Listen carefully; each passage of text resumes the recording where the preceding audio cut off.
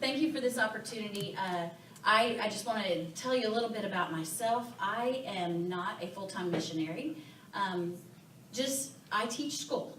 So I guess I am a missionary because I teach kindergarten, have taught kindergarten for 8 years. I taught first grade 9 years before that. Now I'm in the library, and I love the library. It's a little more quiet and a little more peaceful, and God has shown me some great things there. But Mark and Heather, I'm Heather's aunt, and they have been talking with me for quite some time about Haiti and some of the things that goes on there. And so they just said, hey, you ought to come and talk to our church sometime.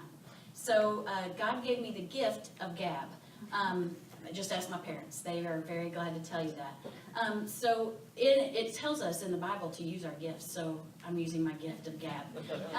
So they asked sometime in February, before you get too busy with all your plans, could you come? So I just went, prayed about it. How about this day? Called, and it worked out. So I thought I was coming by myself because my husband is in the fields right now with our cattle, because you know what it's like, you got to feed them. So he couldn't come, and I was kind of sad. I was going to come all by myself, and then Monday, he shows up. Tuesday, he shows up. So God knew that he was supposed to be here because he's in Haiti full-time right now, and so it's really exciting. I'm like, oh gosh, guess what? Jacob gets to come with me. So it was appointed that we be here today, and we just thank you for the opportunity to do that. Just want to share some quick scripture with you. In Isaiah 6:8 it says, then I heard the voice of the Lord saying, whom shall I send, and who will go for me? And I said, here I am, Lord, send me. And just I grew up in a Baptist church, and I remember missionaries showing up, and I go, oh, I want to do that. Here I am, Lord, send me. I want to do that. And then I went to college, graduated from college. I got married, became a mom real quick, because that's what God wanted me to be as a young mom. So I realized real quick I was not going to go away for a mission. And I kind of was sad about that. But in Ecclesiastes, it always says there's a season for everything. In Ecclesiastes 3. And so my season just wasn't that time. I became a full-time mom and a teacher and youth leader and worked in my church. And that became my mission. That was my mission. That's where God had sent me to be. And so I was really excited about that too. And as a youth leader, who's your youth leader here? Tiffany. She's with them, okay. It's tiring. You spend hours, late night hours. And I happened to God appointed us one time to just show up at this Christian activity that was going on in St. Joe, Missouri. And so I took a group of youth there, and we met some people from Haiti. And I said, I've always wanted to do that. And he goes, well, what's stopping you? And I said, I guess it's just not my time. They were at the age where they were in my youth group. And so I decided that, hey, they're old enough now that maybe we should take them on a trip. So I took them with me, and we started that and became missionaries with Mission of Hope. I'd use that term differently because a lot of people have thought that missionaries go and save the world, and we're not white saviors. That is not what we are. We want to partner with them the way that they do things. So that's kind of hard to get over when you first go because you think, I'm going to go do some good. But it's not about that. It's about sharing God, building relations with them, and coming alongside the way they do things. So we're going to share a little bit of our story here for you because what I've found out through my mission trips, those are mission trips. Notice I said trips. I go as a mission leader because I lead a group every year, but that's a mission trip. I go home to mission field. This is your mission field. And it has changed my mission field at home because now I look at everybody and think, okay, I'm going to do some of the ways they do things in Haiti, and I'm going to go visit people more because we've kind of lost that act here in the United States. And over there, that's something we do all the time is you visit. And they're excited to have you visit. That is a big thing to have you if you spend all day talking to one person, that's what you were appointed to do. And so it's just, I come back every year with my mission field in mind going, what am I going to do differently? And so we've been blessed to be a part of this and to go talk to churches. And we're thankful for the opportunity and excited about how you guys are going to use your gifts maybe to partner with Mission of Hope or with us as a team, or maybe someday go on a team. Just be praying about that. What is God calling you to do in this aspect of where your mission field is here in Lebo? This is my first trip. here. So I'm excited that you had us come. And I'm gonna let Jacob take over for a little bit this is my son Jacob. What I found out is that it wasn't me that was being called to the mission field. I kept saying I want to. I was being called to be a mom to build a missionary. So I'm glad that God put me in that position. And not everybody is called into missions. I want everybody to know that. Your mission sometime may be home, because my husband is the first to tell you, honey, I'm not called to the mission field, foreign missions. I'm a home missionary. And so he stays and prays for me and makes sure that we're covered in prayer while we're there. But what we found out was that we were called to build missionaries. So we are excited and feel blessed to have Jacob, who has now turned into a missionary. I think this is working. Yeah. But my name is Jacob Sanders. This is my mom, and I'm just like super blessed to have her as a mom. And this is our team from last year, actually. It's just not close enough, Jacob. Yeah. Just Okay. pull Pull it it up. up. You can hear it. It's just not close enough. Or you can use the handheld. Which one? Yeah, I'll just use this. Yeah, it's on. Turn that off. Yeah, so this is our team, and I've been down there since May. So my role is we have a campus that North Americans come to Haiti in, and we mobilize the teams into the villages. And my job is to maintain the campus. Anything that breaks, I'm kind of the fix-it MacGyver guy there. So I kind of fix everything there and make sure it's running smoothly. And I've just learned a ton. The Lord's just shown me so much about just how He's been so faithful in my life, and how I've just been learning so much through Him. And I just really feel that He called me there for a certain purpose, and I just feel right where He wants me to be. So it's just like amazing to be in that spot right now. And this is our team. If you could go to the next slide. Oh yeah. You can go to the next slide. Oh yeah, this is Haiti. Haiti is a country in the Caribbean, if you don't know. They share an island with the Dominican Republic. Right now it's currently like 94 degrees, so it's pretty warm, pretty all year round. So I came from that to this, which is like just a completely different climate. But yeah, we do some work in a little village called Titayen. I'll point to it there. Maybe. Yeah, down a little bit. Yeah, somewhere in there. And it's a little village, and the Lord has just done so much through that village, and He just keeps blessing Haiti and Mission of Hope. Just because, like, I feel that Mission of Hope stewards the resources very well, and what the Lord blessed them with, they steward the resources very well and use what they've been given to further the kingdom. So they speak Creole in Haiti, and Creole is like a mix of 3 different languages: Spanish, English, and French. And I'll just show you a little bit of Creole. So, Morele Jacob, moi travaille Haiti en année, moi remène Haiti. So I just said, my name is Jacob, and I work in Haiti for 1 year, and I love Haiti. It's pretty cool language. And for a Haitian, the average Haitian, to find work, you're lucky to find work every day, like a consistent job. And if you do, it's about $2 to $4 a day. So not much pay, and your family, no electricity, no plumbing in your home. And then you have a government that doesn't really care too much about your kids, like not getting food, so it's just like an everyday. It's a battle to live and survive. So that's where you guys could come in and partner with Mission of Hope in different ways, with water filters, goats. Yeah, and we'll go over some of that too.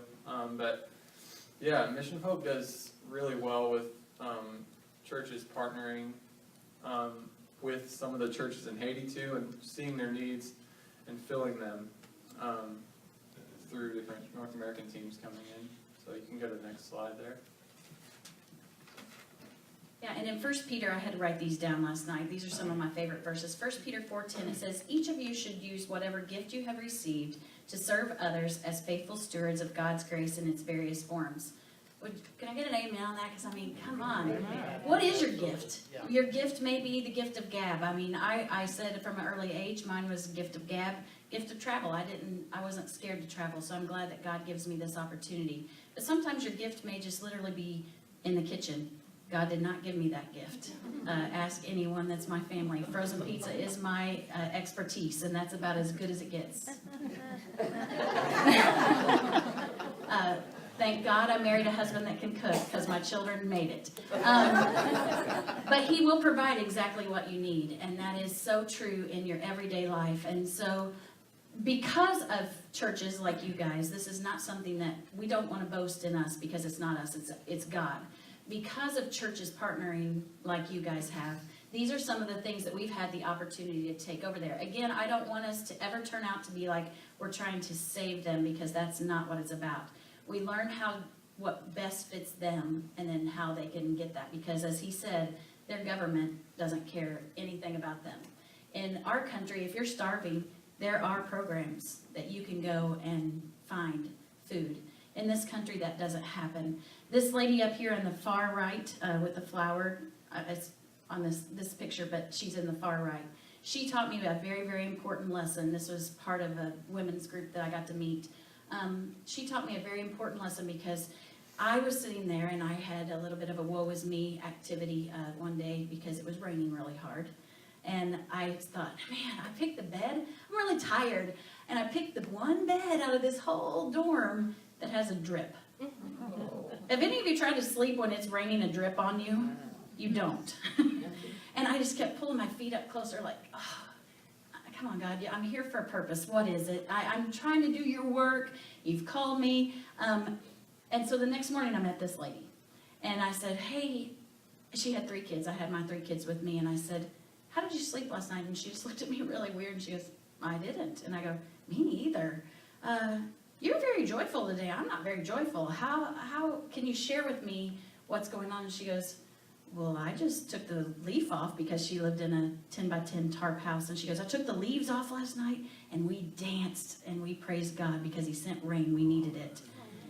And I went, you're a ding dong, Michelle. And I went, And then I said, okay, thank you for sharing that with me. And I said, but now I need to know, you're a mom of 3 kids, and look at her. She is joyful. And I said, when was the last time that you had something for your kids to eat? And when she went like this, I went, oh boy, what's she going to tell me? And she goes, last Thursday. This was Wednesday. And I said, okay, now I'm really hurting in my heart, because tell me, how do you, as a mom of 3, I'm a mom of 3, we have that in common, how do you not worry about your kids every day? And she put her hand on her hip like this, and she goes, have you not read Matthew 6?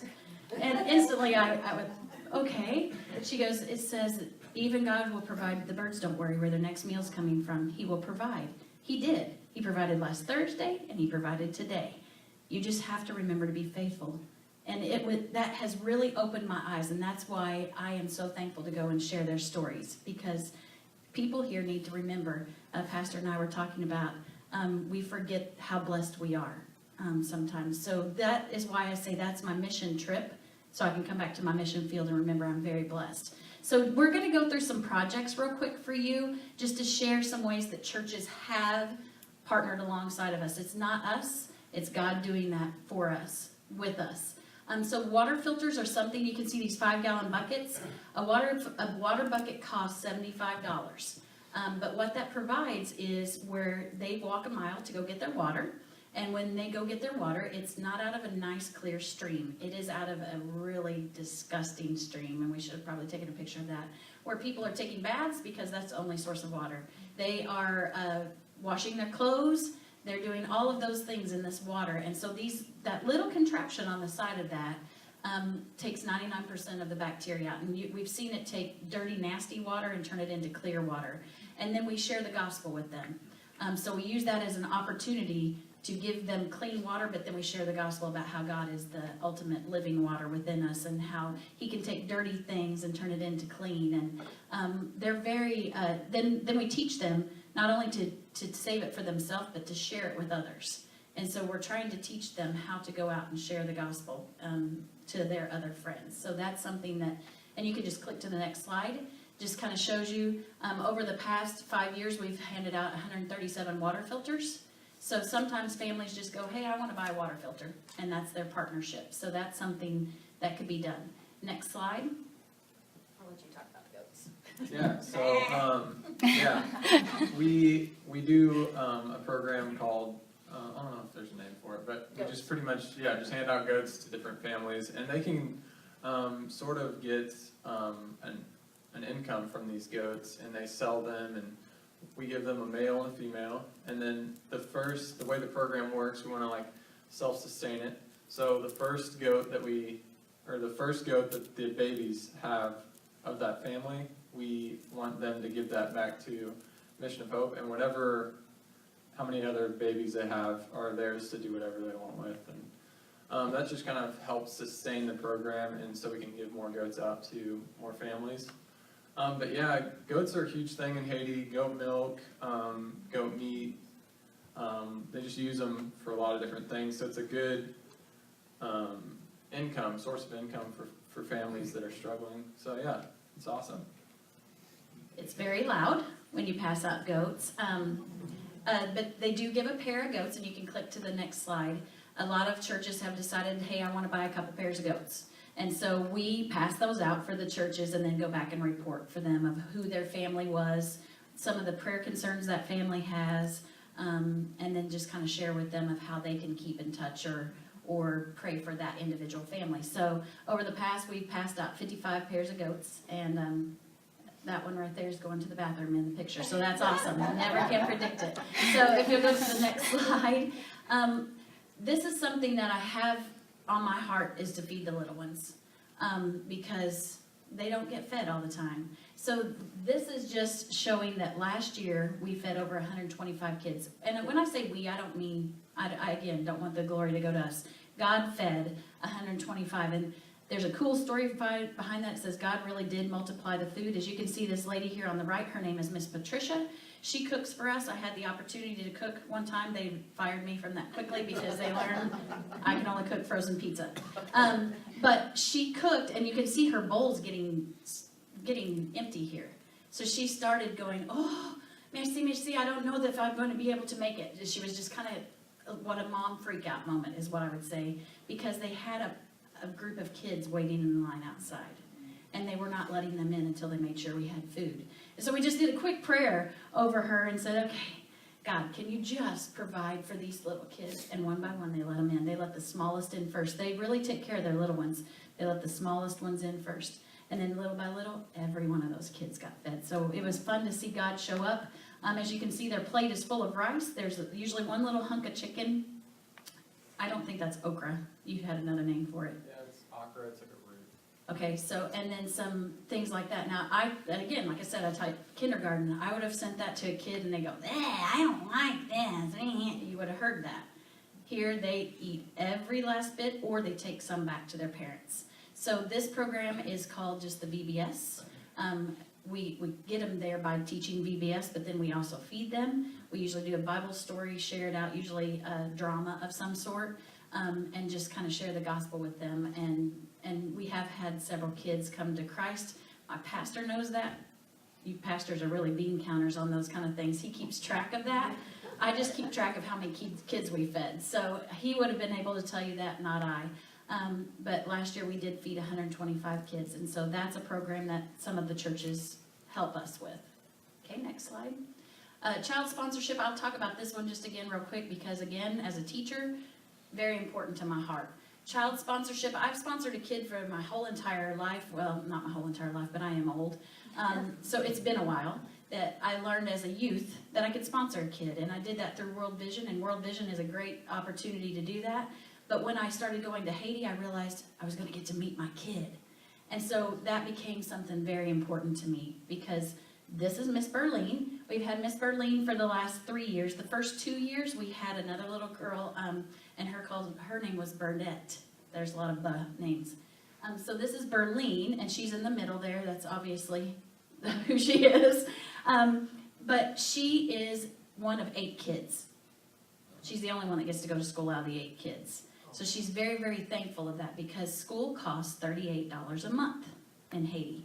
You're sitting there and you're thinking, okay, Jacob just told you they make $2 to $4 a day if they get to work. You gotta have a house, you gotta have some food. So the opportunity to go to school is about this much, unless somebody sponsors you. So she's very, very thankful for her sponsorship. And I know that you're doing probably the same thing I did, going, she just said $38, but I'm paying $35. There's $3 in there that's missing. What is 10% of 35? $3. They start out saying it's their skin in the game, but it's really offering. It's really their 10%. You need to give your 10% to God because He offered that somebody showed up as your sponsor. So they are responsible for $3 a month for their child sponsor or for their school. And then that covers that each kid gets a meal, each kid gets their uniform and their books paid for. So that's huge, huge on my heart. I work with the child sponsorship missionaries that are over there, just trying to get more kids every year because that's the only way they're going to get help. So last year I asked Miss Burley, I said, okay, you're one of 8. How come the rest of you are not getting to go? And she goes, because I sell pop for my $3. But she goes, but it's okay, Miss Michelle. She calls me Miss Michelle. She goes, it's okay because you are teaching me English. I go home and I teach my brothers and sisters. So she goes home and she teaches her brothers and sisters because of a sponsorship.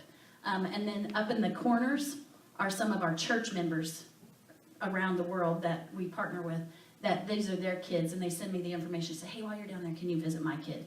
So we have Chachi up in the far right. We've visited him for the last 3 years.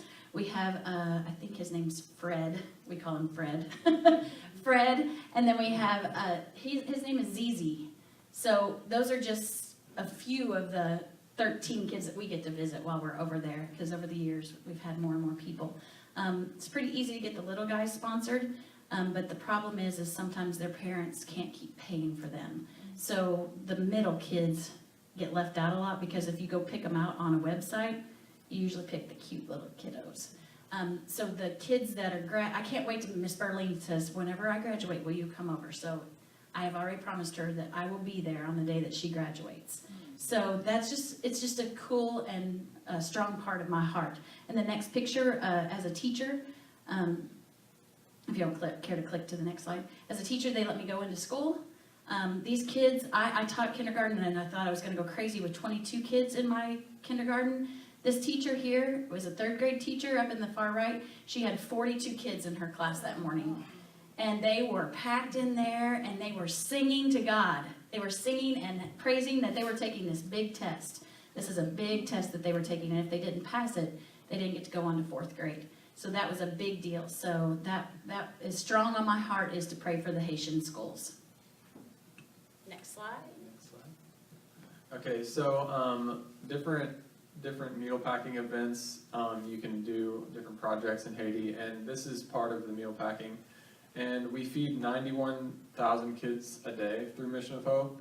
So the Lord is just like so many blessings over and over and over again through Mission of Hope.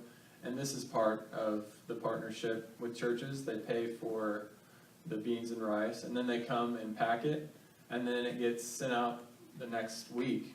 It's just like in and out, in and out, in and out. So it's really, really awesome to see the Lord working through that. Go to the next slide.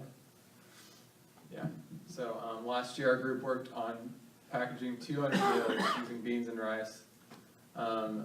So teams come in every week, pack meals, and then we send them out into the schools with the curriculum. They get Comes from Haiti. right, yeah, and that's part of the Farm to Table project. So you can go to the next slide. Oh, yeah, there's one of the houses in Haiti. If you're not lucky enough to get like a block home, this is pretty typical of what you'd see people And living that in is an average actually home. from 10 years ago when they had the earthquake and Samaritan's Purse sent over all of the tarps. These were meant to last 1 year, and we're 10 years in of homes, living in tarped homes. Yeah, so a big thing Mission of Hope is trying to do now is get people into like long-term housing, brick homes, and that's another branch of what Mission of Hope's doing, so you can go to the next slide. There's just another home. Again, the that- USAID Yeah, stepped in for the after the earthquake. earthquake, yes, they put all these tarps in and just slapped them up against some wood, so it's pretty, I mean, people are living there, but it's pretty rough. Yeah, you can go to the next slide. Yeah, situations. Yeah, there's a look on the inside of different, Sure. This is the house that we got to tour last year because last year we decided it's time to do a house. And so as a mission project, that's what we raised money for last year. So these next slides are just pictures from inside the house. Mom's, this is her kitchen on the left. Notice there's a bed below because that's where she slept. This is to the right. This kind of goes together side by side. This was the father's bed, and it's on concrete blocks with plywood as his bed. And then that's her closet up in the left corner. They had won a trophy over something. I never did get the answer to that. Okay, next slide. And then this right here is her laundry, where that's their dresser where she puts things over the bed. And then this is her, and she's just telling us about what it's like to cook meals in Haiti. So that was an opportunity to meet her. If you'll go to the next slide. Just real quick for you guys who understand construction, I don't. But through the Haitian guides, we were able to do some things. So this is kind of, and I'm just going over this real quick and then I'll let you kind of cover it because he was working as a missionary and wasn't with us out on the job site that day. They had dug the holes prior to us getting there. They want to use Haitian work as much as they can. So this is their foundation work. And then we came with our shovels and filled those in. So if you'll go to the next slide, they put cinder blocks to build a foundation. That was a hand chiseled, picked well that they decided they wanted, not well, cistern that they decided they wanted to have. They had the option to have either 3-bedroom home or a 2-bedroom with a latrine in it, and so they chose the latrine. And then you'll see the final project here in a minute. But our job was to put this rebar down, mix concrete on the ground, never done that. Mix a little concrete on the ground, throw it into the piles. So the next slide shows you where we worked to pour the foundation. And then really we just moved blocks. These guys are really good at ordering you in Creole exactly what you need to do. It usually sounds like, and you go, they go, and that's how you work. But they can see they've got rebar sticking up, and they were going to make the walls with that. So go to the next picture. That shows kind of where we were at when we left. And then another team would come in behind us and work, and that's what we got the picture of. This is the finished project.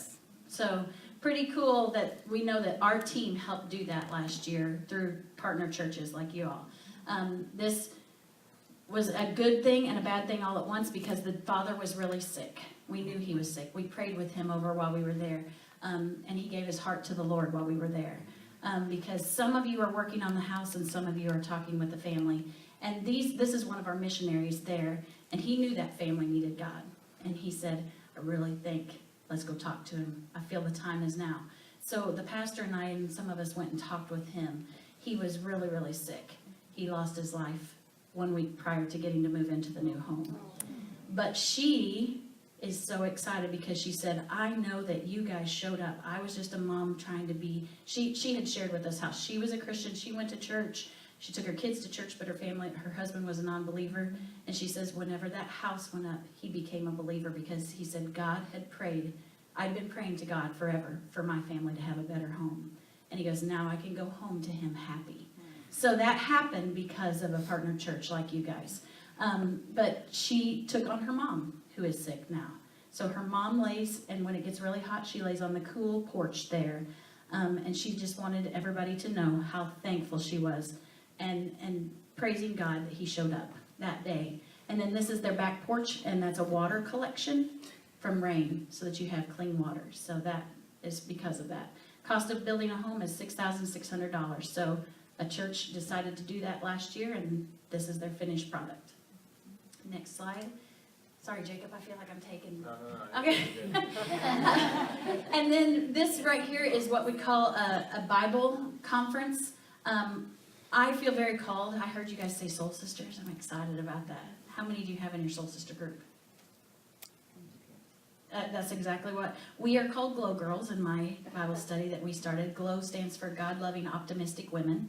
But I wanted to always take that part on my mission trip? How was I gonna do that? And I just showed up with a missionary one day and I said, you know what? One of my girls wrote a Bible study and I said, but it's in English. Do you think there's anything you could do with that? And he took it and he instantly, this is a Haitian missionary pastor, he held it up to God and he just started praying. He said, thank you, God, for showing up today.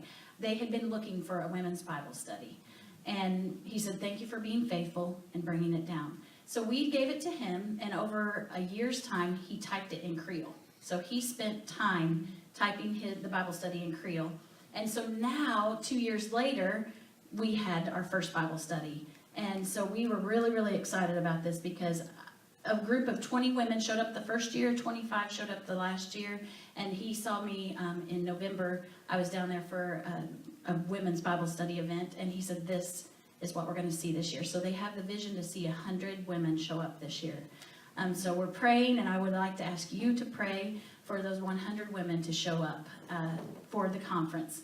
And basically what we do while we're there is every woman gets a Bible, everyone gets a hymnal, and they were so excited about the hymnal. I mean, you should see them. They would open up and they're like, oh, and they'd just start singing, and then you'd have instant worship, and then they'd turn to the next page and they'd sing and have instant worship. And so each woman gets a Bible, a hymnal, and they get fed. And then we usually give them some kind of little gift. Last year we actually gave them Project Patricia. Is anybody familiar with Project Patricia? It's basically washable pads, because in that country, if it is your time of the month, you are considered to be unclean and not well, and so you are just of no worth. So you sit on a bedpan the entire, however long that is. So for them to get this is really exciting. So partnering with Project Patricia has been big, and so that's what they were going through their little bags, and they were so excited about. So depending on how many women show up is the cost of that. And if you'll go to the next one. This is our Grace Home at Mission of Hope, and pretty much in Haiti, it's kind of a unspoken thing, but if you can't provide for your family and provide an income or food, then you're pretty much considered worthless. It's sad, but it's true there. And so the grandparents of the family and the elders of the church kind of get forgotten about, and they just don't get food and don't get care that they need.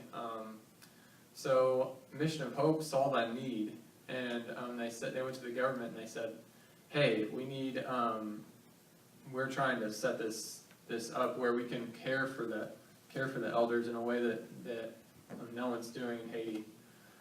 So the government gave Mission of Hope some land to build a home for the, I don't know, is that in the pictures? Yeah. You can go to the next picture. Oh, well, this is area where I think they kind of apply for the position, and then they see if there's a need. If no one will take the grandparents in, then Mission of Hope takes them, and we can hold about 30 people in this facility, and they get health care, they get food, a Christ-centered stay, and they go to church every Sunday at our church there, and we have about 18 residents in there right now. So there's still room for improvement. We're testing it out still, but it's just been amazing to see how God's moved in that, and how he's so faithful to everybody in Haiti, every man, woman, and child. That's kind of our vision, Mission of Hope. We want every man, woman, and child in Haiti to hear the gospel, and that means even the least. Even if they're considered the lowest in Haiti, we want to just grab them in and make them a part of our community, and it's just really, really awesome. And just one of the last things that we want to show you that you can partner with is V-Bella. She noticed my necklace right away. V-Bella is something, again, an earthquake happened. A lot of the people lost legs, they lost their hearing. So again, like you said before, they're considered of no worth now. So one of the things that Mission of Hope was able to go in and saying, hey, you still mean something, you're God's child. That means something. So one of the things that they started teaching him to do was, and I have some items up here that you can come and look at later, but one of the little girls learned to braid. And right after the earthquake, she learned to braid, and some of the missionaries that were coming to help say, I want that. where can I get that? So she started making these and selling them. And she realized real quick, hey, I didn't have to have legs to do that. And so they said, you know, you're still God's child. There's a purpose for you. So then another lady started going, well, did you know that you can roll some paper and make some beads? And so that's what this necklace is. She started rolling paper and making beads. And so she started saying, how can I do that? What can I do with that? And so then another guy goes, well, I can cut out some tin and make some things out of an old tin drum. And so he sits and does this. Another man goes, hey, I don't know if you know this or not, but you can take the horns, I said bone earlier, and Jacob corrected me. You can take the horns from our animals and you can make that into some things. So he makes boxes. Another lady, and I would tell you all of their names, but I would get them wrong real quick, but I do know them. One of the guys takes coconut shells and makes earrings out of them.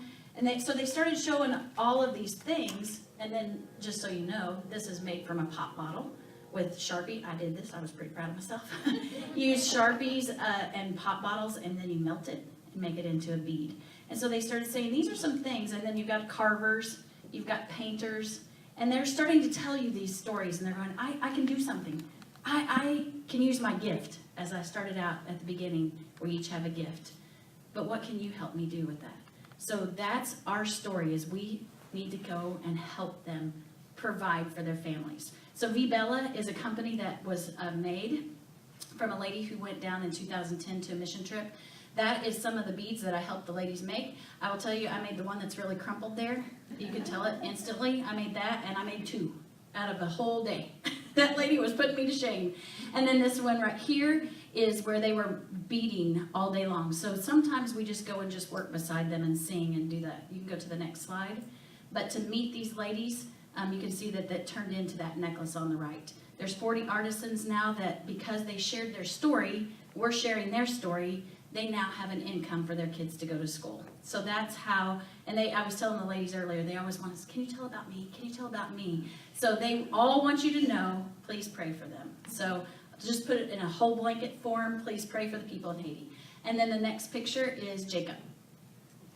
Yeah, so this is part of my job. I'm first mate on this ship called True North, and it's an awesome tool that was given to Mission of Hope to reach different parts of Haiti that are unreached. And there's an island off of Haiti called T-Loganoff, and it's kind of a bunch of little fishing villages, and they haven't seen medical care there in 15 years before we came in there with teams, and we make it a point now to come regularly every 6 weeks to those villages, and we go to different villages in our community with True North. It's just teams come on the boat and stay. It's like a mission trip. They come on the boat a week, nurses, doctors, and it's construction trips and medical trips. So 1 week we might build a house. The next week we're setting up clinics in different villages, and we have different nurses doing heart and vitals, and then from there they go to a doctor that kind of diagnoses them through a translator, asking them what's wrong, and then they go to a pharmacy and kind of get the medication they need for whatever their problem is or whatever. But it's just amazing how the Lord has given this to Mission of Hope and how He's using it to further the kingdom, because people come for medical care all around. Everybody needs medical care. You can kind of share the gospel through that when they're in the waiting room, or just whenever you give them something, you can say, hey, can I pray with you, or what do you need prayer for? It's just an awesome tool that Mission of Hope has, and I'm really passionate about it, and I love it. And I never would have thought the Lord would call me in the Caribbean on a ship when I was in high school. So just awesome to be part of that, and see how I was just faithful, and how He just blessed me so much through that. It's just been so awesome to see. You can go to the next one. So a question we have is how do you get involved in missions? Well, the first thing we want you to pray about it. Ask the Lord where He's wanting you to give, and be faithful to that. And number 2 is you can give to different, you can buy some goats or go on a trip, or what, if he's calling you to serve here, what does that look like? And then number 3 is go and serve. So you can go on a trip with us, or you can serve in your own community. Just like really pray and like see what the Lord's like calling you to do with your time and resources. So a couple scriptures for you to end. Mark 10:45, for even the Son of Man did not come to be served, but to serve and to give his life as a ransom for many. So where is it that you're going to go serve? I've talked with Mark and Heather, and I'm so glad that you guys get them. A little sad for us. Glad you get them because they're willing to serve. They're willing to go do for him in this community, and that's very important. And it says in Romans 10:13-14, for everyone who calls on the name of the Lord will be saved. How then can they call on the one that they have not believed in? And how can they believe in one of whom they have not heard? And how can they hear without someone preaching to them? So how many people do you have in your town? This is your mission field. How many people do you have in your town that needs to know him? Not just in Haiti. We are thankful for churches like you, but how many people need to hear it here? Because without him, they are nothing. And we thank you for your time. We're sorry we get excited. We probably kept you a little longer than normal, but we were trying to hurry. If you have any questions, please come see us. But that is something we want you to pray about, is how are you going to serve him today? Because that's what we're called to do, is to serve. So thank you for the opportunity.